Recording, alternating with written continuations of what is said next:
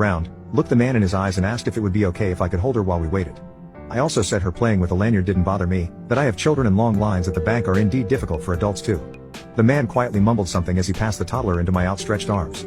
She began quieting down while I asked questions for her to answer without speaking, but by pointing.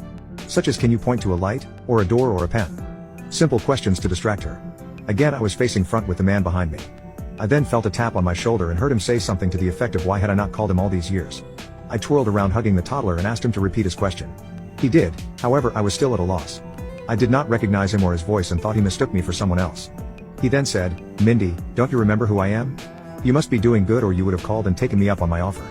At this point I was even more confused. He obviously knew me as he called me by my nickname that not many know. I often run into former patients that I assisted in their labor and delivery and I figured he was a husband of one of them.